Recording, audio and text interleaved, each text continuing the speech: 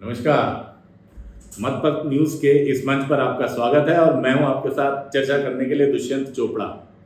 आज हम बात करेंगे हरियाणा चुनाव की और हरियाणा चुनाव में दोनों पार्टियों के द्वारा जारी किए गए घोषणा पत्र की।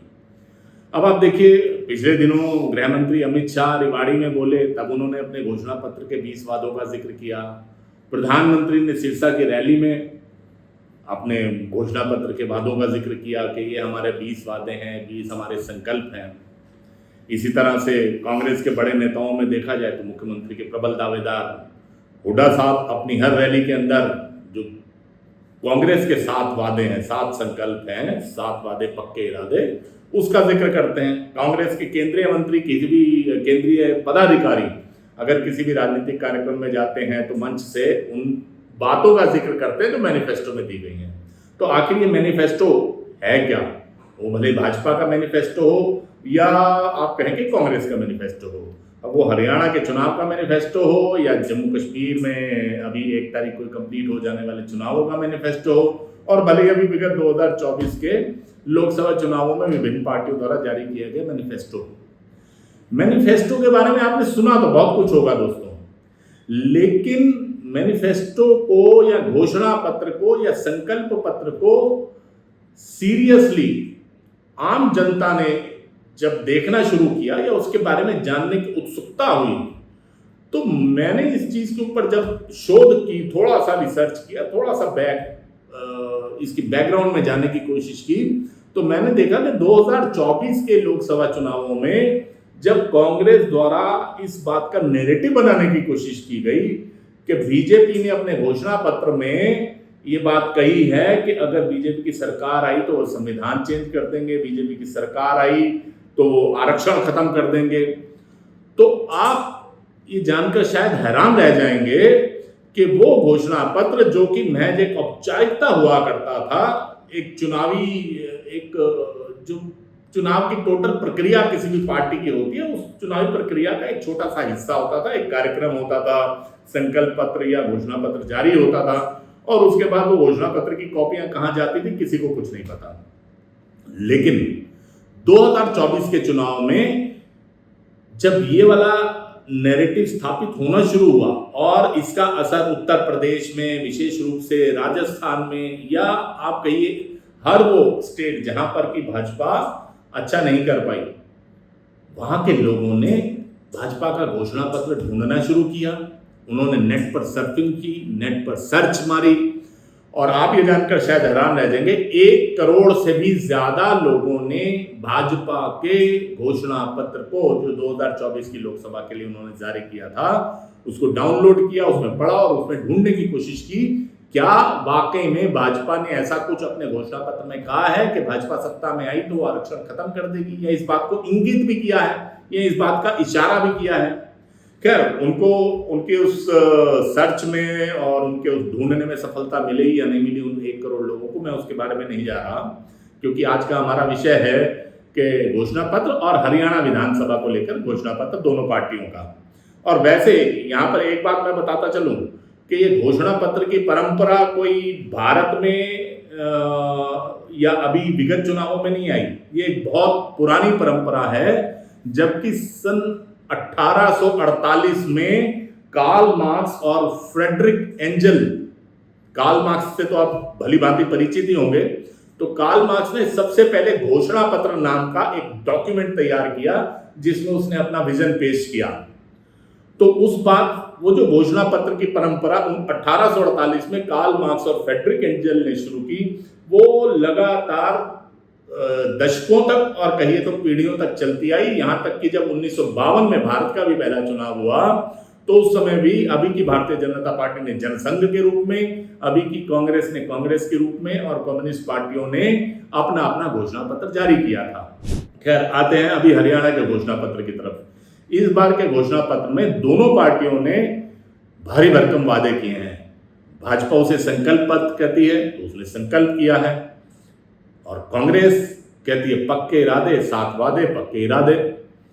तो क्या क्या वादे किए हैं, लेकिन उन वादों पर नजर डालने से पहले मैं आपको एक बात बता दूं कि ये जो घोषणा पत्र या किसी भी पार्टी का या सरकार का जो डॉक्यूमेंट तैयार होता है, तो वो जैसे इस फंक्शन, ये जो दोनों पार्टियों का फंक्शन हुआ, इसमें आपने देखा होगा कि भाजपा के राष्ट्रीय अध्यक्ष आए, उन्होंने जारी किया, कांग्रेस की तरफ से हुड्डा जी आए, अशोक गहलोत आए, उन्होंने जारी किया। हालांकि कांग्रेस के घोषणा पत्र के फंक्शन में कुमारी शैलजा और सुरजेवाला दोनों की अनुपस्थिति हरियाणा की जनता को बहुत खटकी, मीडिया को भी खटकी। खैर वो विषयांतर हो जाएगा, मैं उस पर विषय नहीं रखूंगा। तो दोनों ने जो घोषणा पत्र जारी किए, लेकिन ये घोषणा पत्र बनाए किसने? ऐसी कौन सी टीम थी, ऐसा कौन सा थिंक टैंक था जो कि दोनों पार्टियों की आइडियोलॉजी से, उनकी नीतियों से, उनकी भविष्य के जो योजनाएं हैं उनसे अवगत थे या उनको ज्यादा से ज्यादा सलाह दे सकते थे? तो इसमें अगर हम कांग्रेस के ऊपर नजर डालें तो कांग्रेस का जो घोषणा पत्र कमेटी की जो चेयरमैन थी गीता भुक्कल बड़ी सीजन्ड लीडर हैं कांग्रेस की। झज्जर से लगातार 3 बार से विधायक चुनती चली आ रही हैं। इस बार भी झज्जर से वो कांग्रेस के लिए प्रत्याशी हैं इस विधानसभा चुनाव में भी, और लंबे समय से कांग्रेस से जुड़ी हुई हैं। और जब कांग्रेस की हरियाणा में सरकार थी तब वो कैबिनेट मिनिस्टर भी रही और बहुत सारे मंत्रालय उन्होंने संभाले। और उनके ऊपर एक चीज और भी है, कलायत से जब वो पहली बार विधायक बनी थी तो वो एक ऐसी सीट थी जहां पिछले 37 सालों से कांग्रेस कभी जीती नहीं थी, लेकिन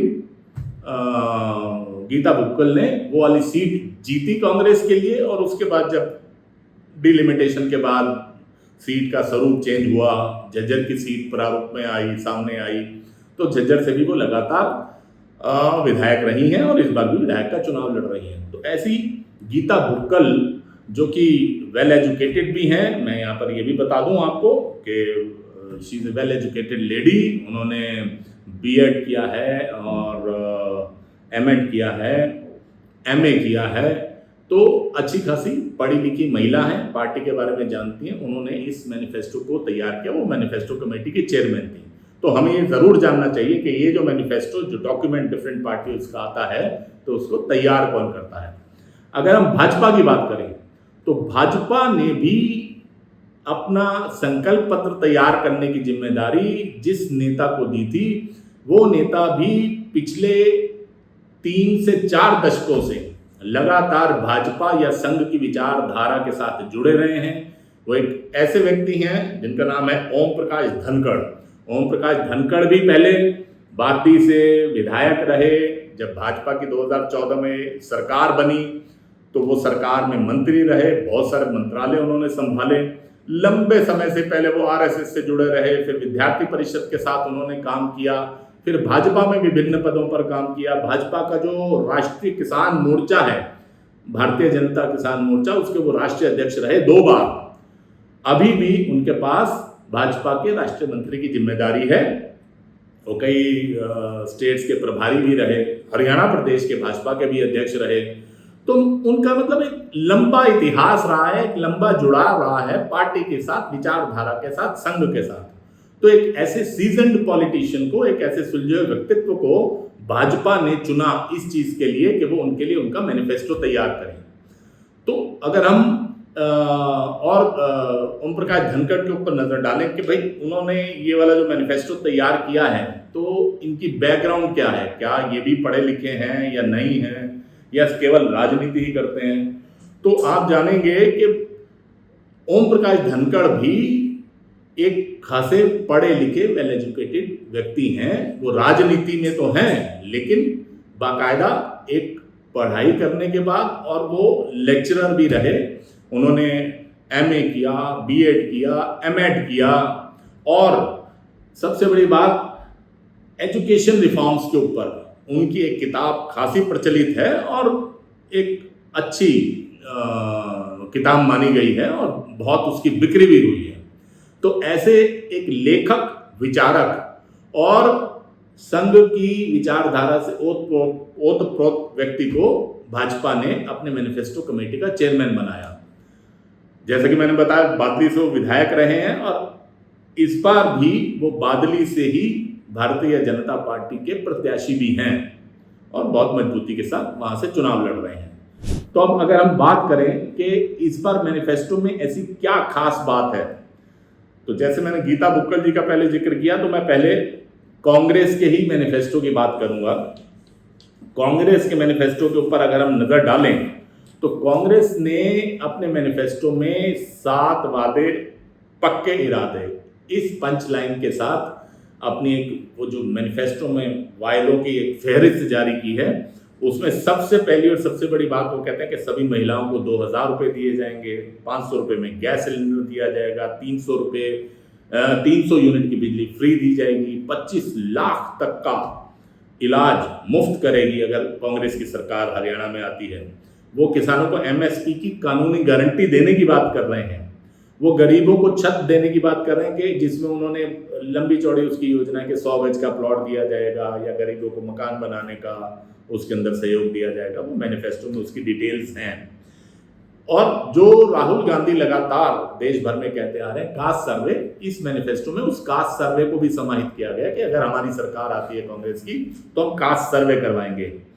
और जो सीनियर सिटीजन है हरियाणा के, उनको 6,000 रुपये देने की बात की गई है। अब मतलब अगर उन्होंने ये मैनिफेस्टो बनाया है तो स्वाभाविक रूप से इसकी इम्प्लीमेंटेशन की उनके पास कोई ना कोई योजना तो जरूर ही होगी, ऐसा मैं मानकर चलता हूं।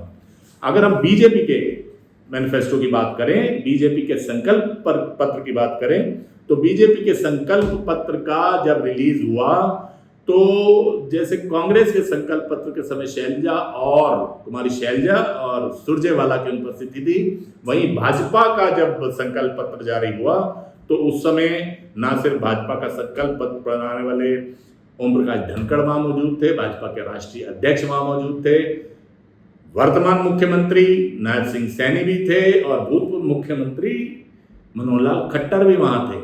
और मजे की बात, उस कार्यक्रम में रामविलास शर्मा जैसे व्यक्ति ने भी शिरकत करी, जो कि भाजपा के बहुत पुराने नेता हैं, किसी समय मुख्यमंत्री के बड़े प्रबल दावेदार थे। और इस बार जब भाजपा ने उनको टिकट नहीं भी दी, उसके बावजूद भी वो इस कार्यक्रम में आए, उन्होंने इस कार्यक्रम में शिरकत की, जो कि ये शो करता है कि भाजपा की जो एक अनुशासित पार्टी की छवि है, वो अनुशासित पार्टी की छवि को यहाँ पर चरितार्थ किया गया। खैर, हम मुद्दे पर आते हैं कि भाजपा अपने घोषणा पत्र में कह क्या रही है। भाजपा ने भी एक लक्ष्मी लाडो योजना के तहत 2100 रुपये महीना सभी महिलाओं को देने की बात कही है। अगर गैस सिलेंडर कांग्रेस की बात करें तो यहां भाजपा भी 500 रुपये में गैस सिलेंडर देने की बात करती है। 2 लाख युवाओं को, ये एक बहुत इंपॉर्टेंट मुद्दा है।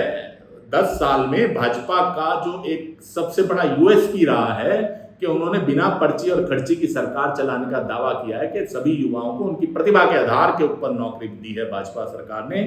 तो एक बार फिर से भाजपा ने अपने संकल्प पत्र में 2 लाख युवाओं को बिना पर्ची बिना खर्ची नौकरी देने का वादा किया है, संकल्प किया है कि हम 2 लाख नौकरी देंगे।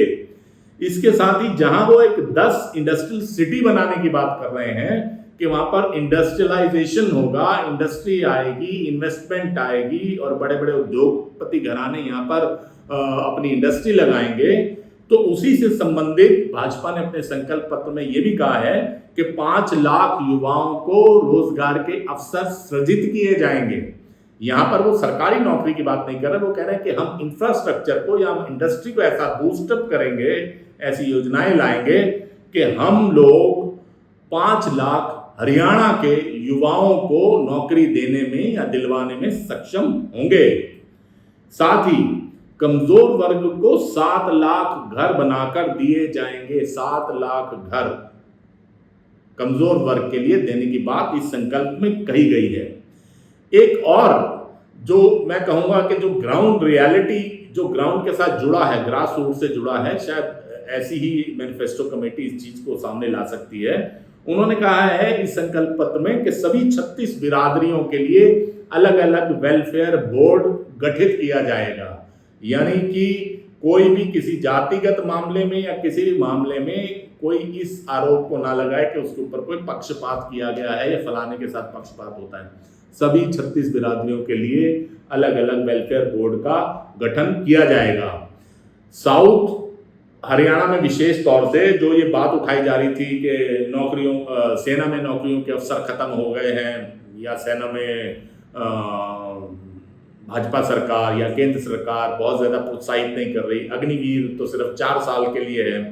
तो यहाँ पर इस मैनिफेस्टो में स्पष्ट रूप से भाजपा ने इस संकल्प को दोहराया है कि सभी अग्निवीर, सभी का मतलब सभी अग्निवीर, उनके साथ भाजपा एक किसी भी नीति पर काम करेगी, लेकिन उनको पक्की नौकरी मिले, इसकी व्यवस्था भाजपा की सरकार हरियाणा में करेगी। ये ऐसा संकल्प में कहा गया है भाजपा के द्वारा। इसके अलावा जहां मुफ्त इलाज की बात कांग्रेस के घोषणा पत्र में कही गई है, यहाँ भाजपा ने भी सीनियर सिटीजन्स के लिए और 70+ लोगों के लिए मुफ्त इलाज की बात अपने घोषणा पत्र में कही है। इसमें एक और चीज जो मैं कहना चाहूंगा, जोड़ना चाहूंगा, कि जब भाजपा का मैनिफेस्टो रिलीज का फंक्शन था तो वहां पर मैनिफेस्टो कमेटी का अध्यक्ष होने के नाते, संकल्प पत्र कमेटी के अध्यक्ष होने के नाते, जो ओम प्रकाश धनखड़ ने एक बात कही, वो बात नोट करने योग्य है। उन्होंने कहा कि इस मैनिफेस्टो को बनाने के लिए हरियाणा के 2,37,226 लोगों से संपर्क साधा गया, या उनकी सलाह ली गई, या उनसे राय मांगी गई कि आप क्या चाहते हो कि भाजपा सरकार अगर दोबारा से तिबारा से सत्ता में आए तो वो क्या करे। और साथ में उन्होंने एक बहुत और महत्वपूर्ण बात अपने वक्तव्य में उस फंक्शन में कही। उन्होंने कहा कि इसमें जितने भी भाजपा ने अपने मैनिफेस्टो में वादे किए हैं, वो सारे वादे किसी भी योजनागत जितने बजट सरकार के पास होंगे, उन्हीं बजट के हिसाब से ही वो वादे किए गए हैं। यानी ऐसा कोई सब्जबाग उन्होंने दावा किया कि इस मैनिफेस्टो में नहीं है, जो कि भाजपा सरकार, हरियाणा की भाजपा सरकार अगर आती है तो उसको पूरा करने के लिए उसको बाहर कहीं किसी कर्जे का मुंह देखना पड़ेगा या केंद्र सरकार की ओर मुंह देखना पड़ेगा, ऐसा नहीं है। उन्होंने स्पष्ट रूप से बताया कि इसमें जो भी वादे किए गए हैं हरियाणा सरकार की कमाई और खर्चों को ध्यान में रखते हुए किए गए। ये अपने आप में एक बहुत महत्वपूर्ण बात थी। तो दोस्तों, आज के इस वीडियो में मैंने प्रयास किया कि आपको मैनिफेस्टो की थोड़ी सी हिस्ट्री बताने की कोशिश करूं, मैनिफेस्टो बनाने के पीछे कौन लोग रहते हैं, उनका क्या इतिहास रहता है, वो बताने की कोशिश की, और दोनों ही प्रमुख पार्टियों के मैनिफेस्टो में जो प्रमुख बिंदु हैं उनको मैंने उठाने का प्रयास किया। अगर आपको ये वीडियो, ये विश्लेषण अच्छा लगा हो तो आपसे प्रार्थना है कि आप वीडियो को लाइक कीजिए, कमेंट भी कीजिए, और ज्यादा से ज्यादा इस वीडियो को शेयर भी कीजिए। साथ ही अभी तक अगर अभी आपने हमारे चैनल को सब्सक्राइब नहीं किया है तो आपसे प्रार्थना है कि मत चैनल को सब्सक्राइब कीजिए।